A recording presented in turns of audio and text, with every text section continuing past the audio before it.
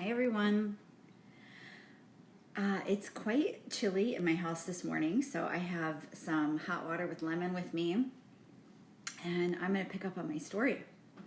So I hope everyone's doing well, and I appreciate all of the support and love that I've got in sharing this journey, so thank you for that. Okay, so yesterday I left off where I had continued to expand at the bank, and I saw that TED Talk, and I talked a little bit about that TED Talk. That was a big pivot and opportunity for me at that point. So I started reaching out, throwing out all these lifelines at the bank. I reached out to my network. As I mentioned, I had been in quite a few development programs and opportunities that gave me access to a lot of the leadership at the bank. So I reached out and I started having conversations, and I wasn't afraid at that point, especially after reading that book that I talked about yesterday. I wasn't afraid to speak my truth, and I had a lot of confidence in what I was looking for. And so I started reaching out and having these conversations, and what I saw happening was that the leadership wanted to support me. You know, they're like, tell me where you want to go. What is the path you want to be on? Do you want to be CFO one day? Do you want to stay in the project world and manage projects? What do you want to do? And as I mentioned in that video that I watched, that TED Talk about being a multi-potentialite, I couldn't put my finger on it. I wasn't like, yes, I want to do this one thing for the rest of my life. And what I found was that I was searching so hard for my identity. I wanted to know that I belonged, that I fit in somewhere, that I had my path. And I had the support around me saying that they would provide that, but I still didn't know what that direction was. And so it frustrated a lot of the leadership around me in a way that, they just wanted to help me. They wanted to put me on that path. And I because I didn't understand enough about what I wanted, I didn't feel supported. So as much as I see now how much they were trying to support me, at the time I felt like I just wasn't being seen or heard. And so I felt like I kept running into brick walls. I felt like I just wasn't finding where I belonged at the bank. By the way, we are in 2015 now of my journey. So I started with 2004, and yesterday I covered 2011 to 2014. So now we're in 2015. Okay. So 2016, I started, I'm in the pivot. I'm in that pivot again, remember? So I started networking a lot. I had been networking anyways, but I started networking outside of the bank, and I met a woman who at an event, and I was fearless in terms of walking up to people and saying, hey, can we get coffee? Can I talk to you? Can I tell you about where I'm at in my journey? And get some advice from you. I was, like I said, throwing out all these lifelines to try to find where I belonged. So I met this woman, and she said to me, hey, I'd love to introduce you to a local company that I feel like they're looking for somebody to come in and shake things up, and you're looking to spread your wings a little bit. So I'd love to introduce you. So that was the next piece of my journey. I was introduced to a small software company that was local. I felt that I was so confident in what I was looking for in terms of support and leadership that I had gone out and I felt like I was interviewing these companies as opposed to me being interviewed myself. So I remember going to meet the president of this company, and I was I wore jeans and I was just like, this is who I am and this is what I have to offer. And I was really confident in that. So we connected, and what ended up happening was they built a role for me. They wanted me to help them change what they'd been, change their culture, like shake up their culture a bit, change what they'd, been building for 30 years. They had hit a plateau and they wanted somebody to come in and shake things up. And me, as like, if you've been following my journey, I did, sort of relate to this being this disruptor. So it all felt really perfect. So at the time, I also had decided that I was going to start putting boundaries up between my work and life. I was in a relationship at the time, and what I can say that I got, one of the best things I got out of that relationship was just learning that there's more to life than work. And I had tied up so much of my identity in my work that it was really refreshing to also put some energy towards a relationship at the time. And so I decided I was going to, when I started at this company, I was going to put boundaries there, and I was going to work normal hours. I wasn't going to be working 12-hour days or whatever. So I started with them in August of 2015, and they created a position called Organizational Development Manager for me. And my role was to basically learn the processes, bring some new systems in place that they could implement, and just manage change, really, in the organization. So at the end of that year already, they decided to promote me, and they titled me Manager of Organizational Services. So I had HR reporting to me, and then the office admin, all the administrative functions of the company reported to me. And then we had the new section of organizational development and just change management. So I was feeling really good. I was feeling like I'm finding some momentum. I'm getting exposure to new areas, and I was expanding, so that's on the upward swing of that pivot. So I started getting certified, again, like me, not always wanting to learn more. So I got certified in DISC, personality assessment methodology, if you're familiar. It felt like there was a lot less red tape, working for a smaller company. There were about 60-ish employees at the time. And, coming from this huge organization that had to have a lot of structure in place, this particular company was able to move a little bit more fluidly, and there was less red tape, and I could implement things a lot faster. So I was excited to be in a faster paced environment. I also started at the time coaching the team. So being able to stand for those high performers, those people that weren't, that were looking for more, maybe had felt like they had plateaued. And I was really excited to start those conversations and really stand up for the people in the organization.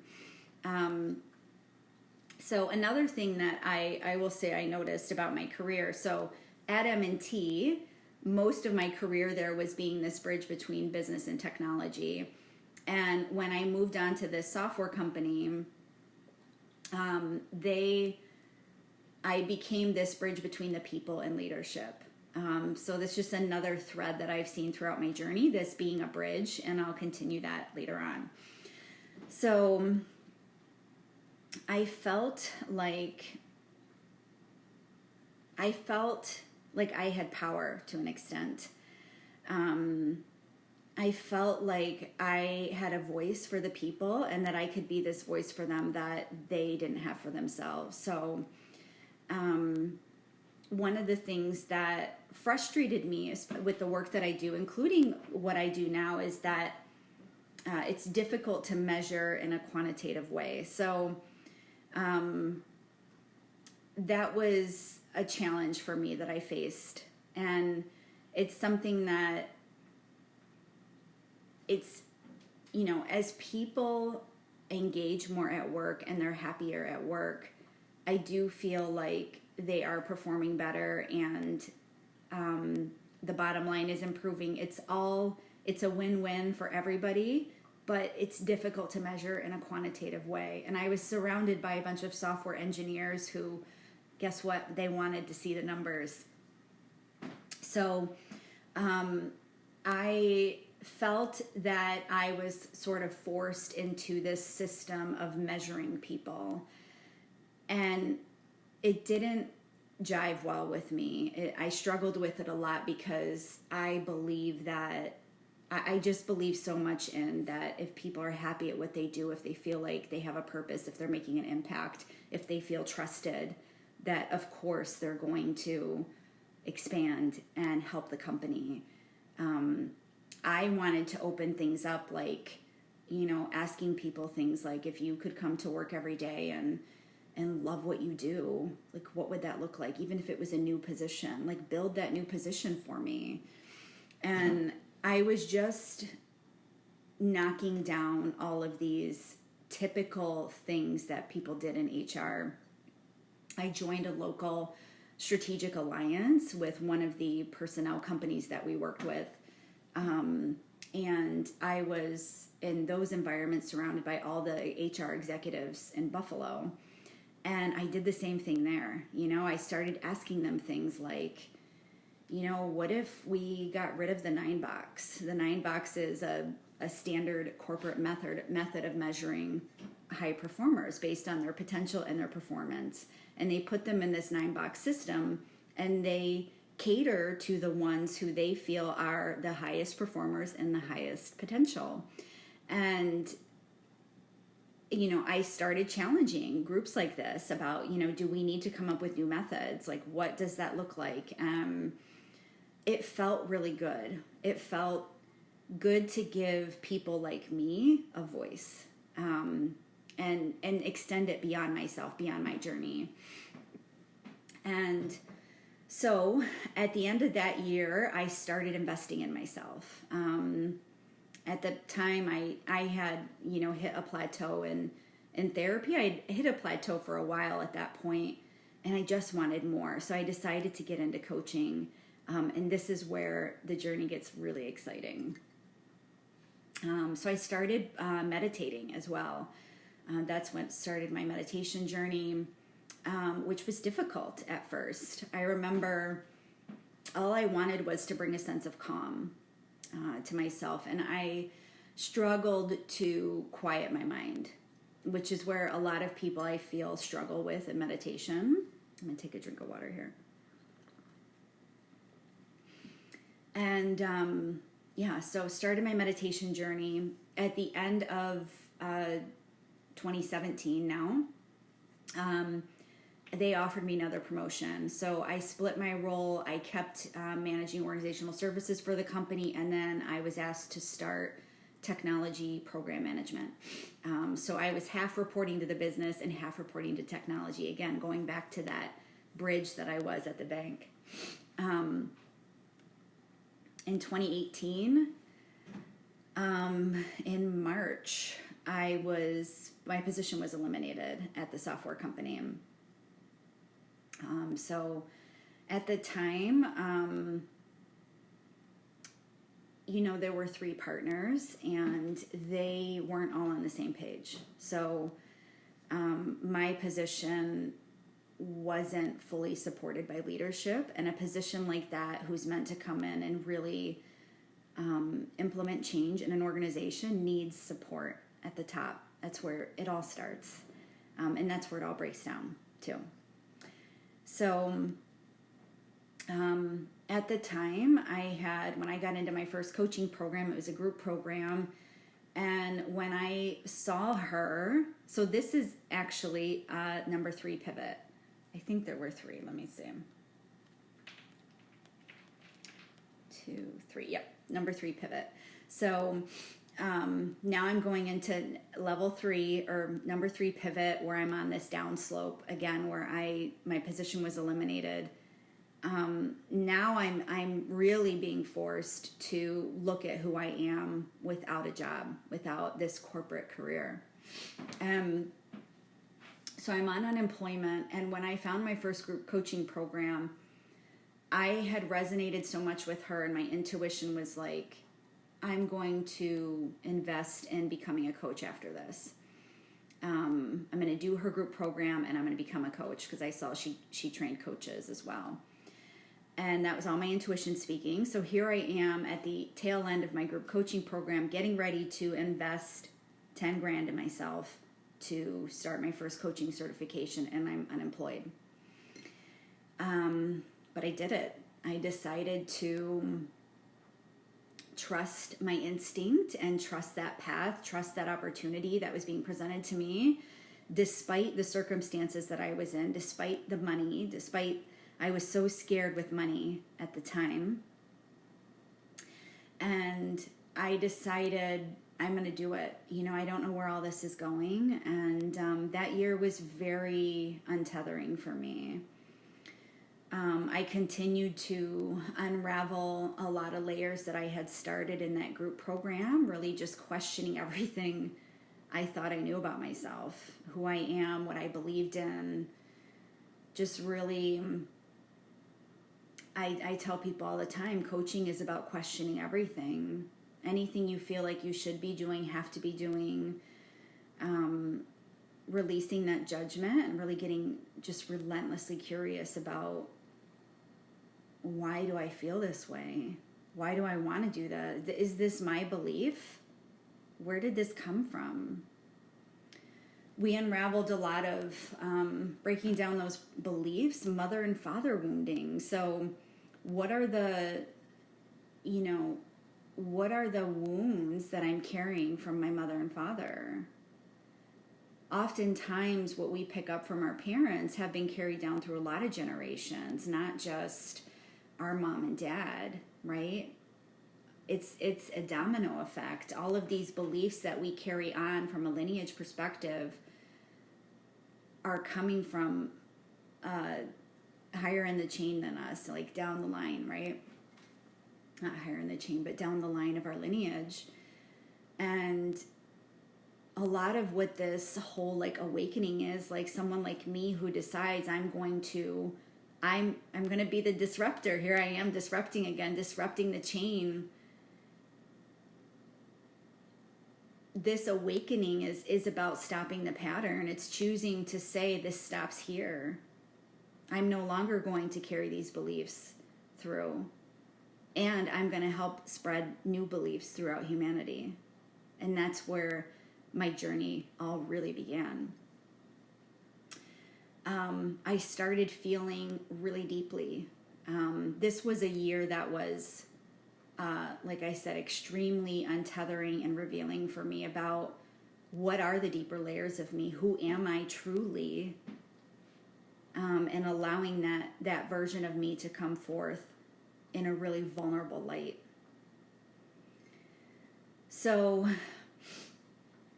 during this unraveling process, I'm still looking for a job, because at the time I wasn't ready to step forth as a leader doing the work that I've been doing, this whole unraveling the coaching world. I wasn't ready to do that. So I did end up finding another position. And my intention going into it, I was very upfront with them in the interview, was that I am pursuing this coaching certification, and my intention is to eventually phase out and be in my business. So I was really upfront with them. You know, I'm a really transparent person. I've never believed in being any other way. And I would encourage you all to be that too. It's one of the biggest reasons that I am where I am today, because I just have this tenacity to speak how I'm feeling and speak, you know, where I'm struggling, where I want more. I'm relentless about it. And that's why I am where I am today, because I'm not willing to accept status quo. So I started at this, it was a law firm, actually. I was asked to be their practice manager and manage the whole firm. So I had about 30-ish people with me. And honestly, like from the get-go, I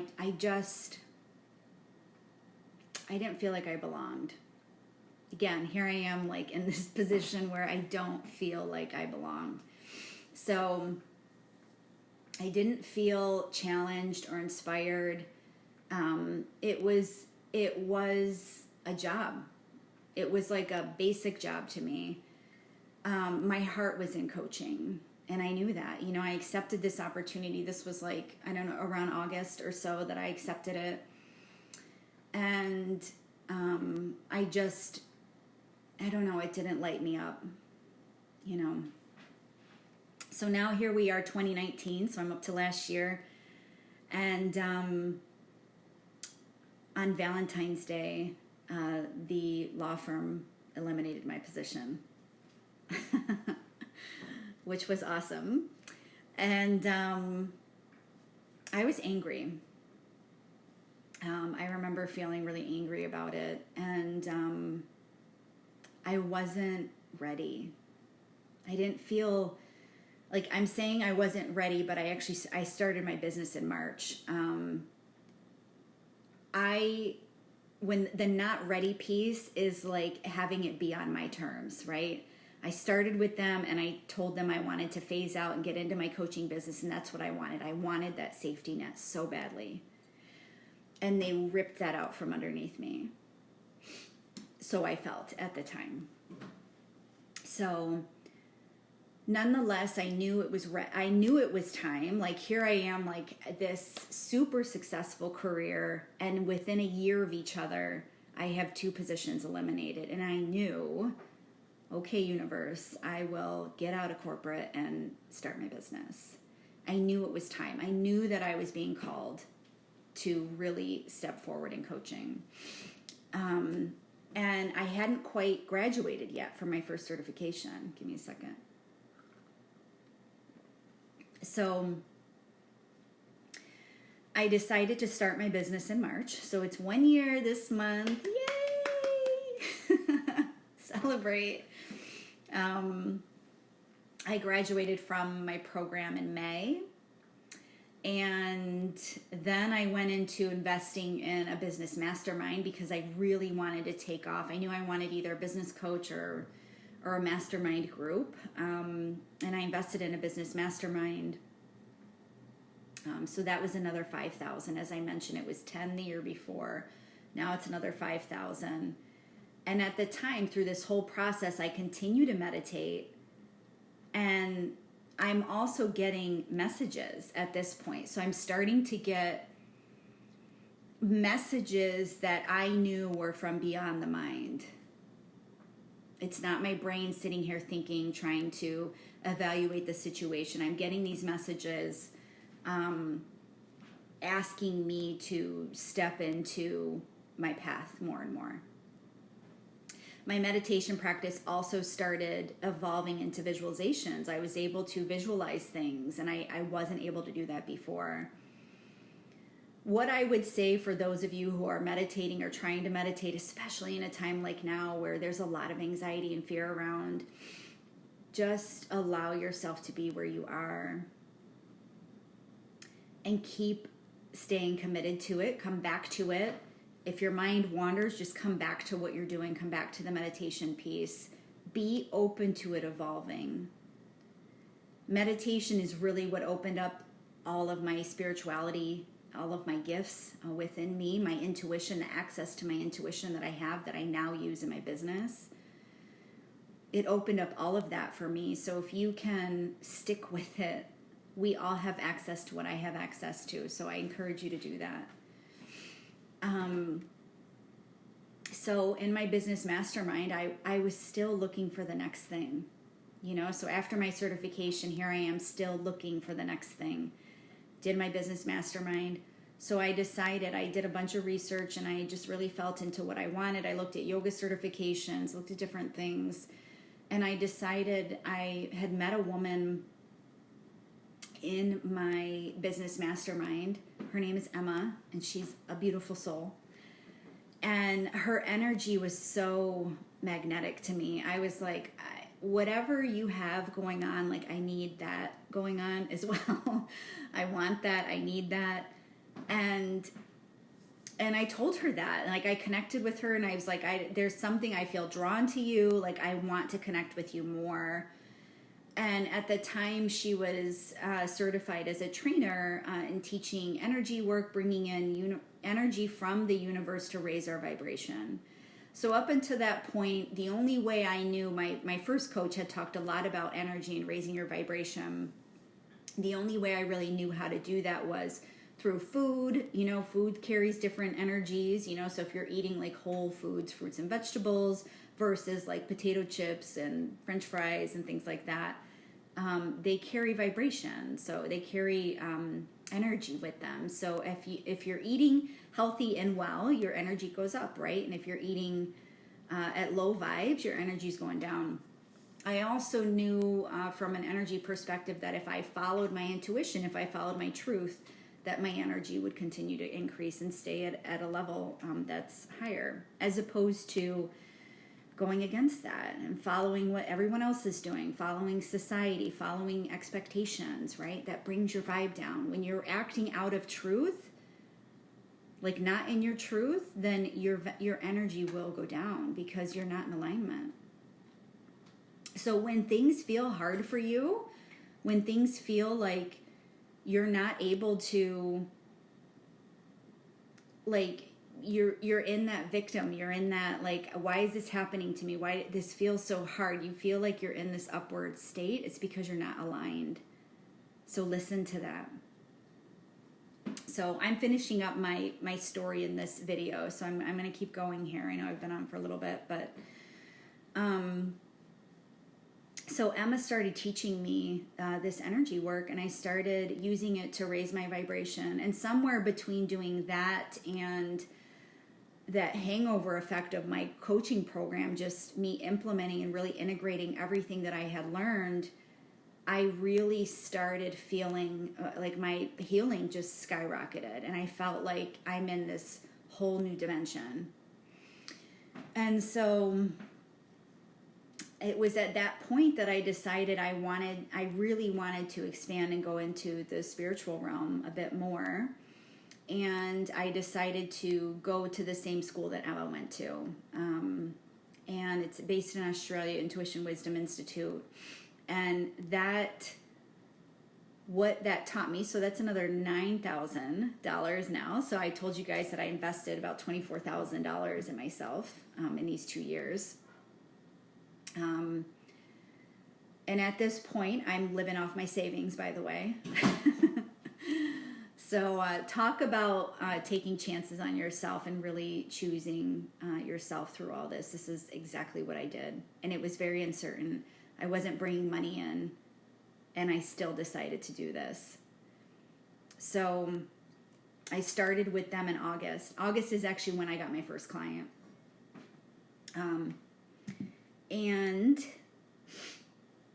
That program really taught me how to connect intentionally to my intuition. So really, instead of getting those random messages in meditation, I started being able to, like, every day I sit down and I ask, like, how can I be in my true self energy? How can I live my life purpose today? I ask myself questions like that. So at this point now, I've really shifted, if you notice in my journey, where I was before seeking so much outside of myself. Now I'm seeking within. And I'm learning how to really trust, like really trust. I had started doing intuition work in my first coaching program, but this is like legit. This is like, I don't have a mentor with me walking along my side. This is all about me asking and trusting within. So that was a 10-week program. I finished that last year, and that's the program. Like, now that I'm connected, now that I'm really connected within, now I feel like I'm in my purpose. And honestly, like that was the missing piece. So looking back on my journey, all that hustling, all that searching for more outside of me, the next program, the next this, that, learning the book, whatever it was.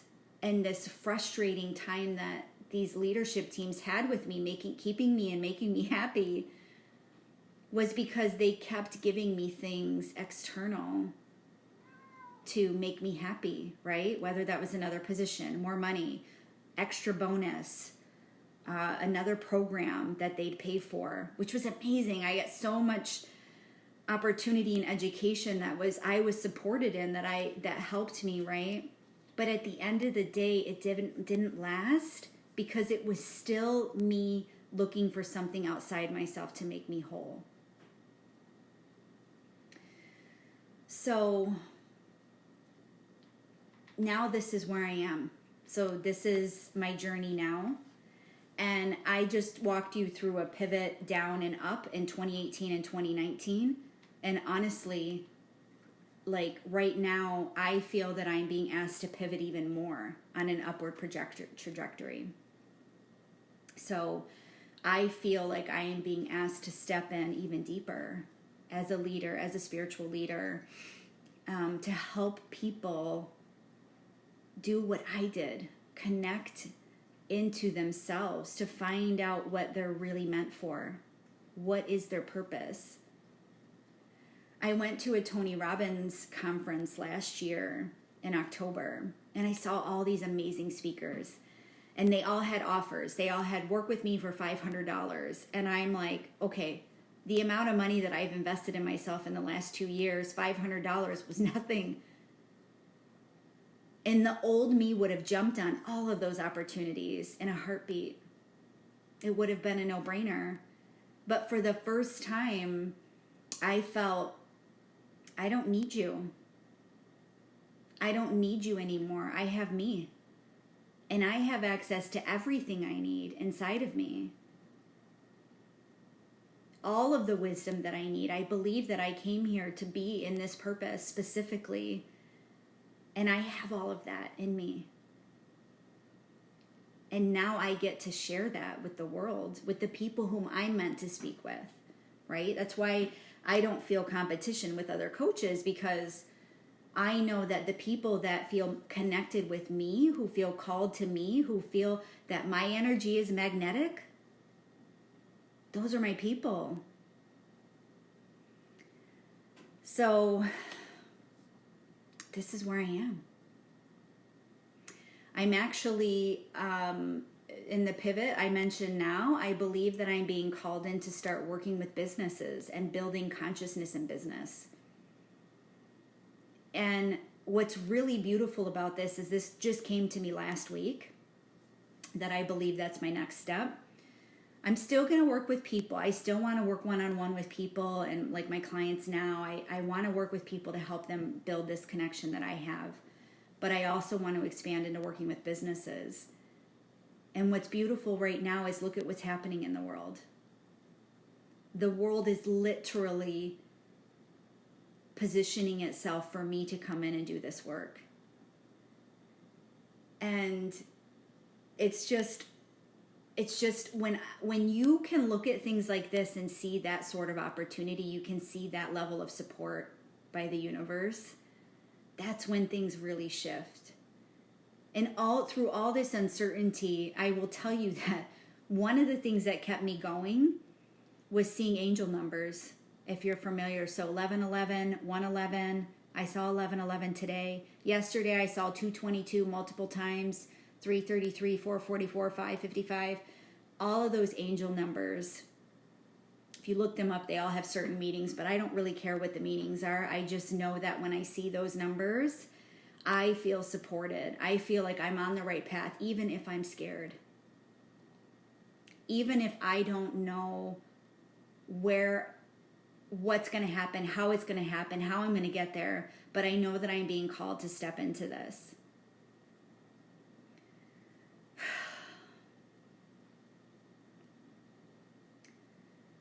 So, my advice to you, after all of these videos, if you feel called to more, if you know that what you're doing, you're playing small, you know you're meant for more, if you're getting those nudges, listen to them. Come to me, come to someone else, come to one of your mentors that you look up to. Go to someone, pick someone to help push you out of that comfort zone. Because you're being called to it for a reason. And you get to step into a purpose just like I did. And if you resonate with my message or someone else's message, it is for a reason. That's not a fluke. So listen to that.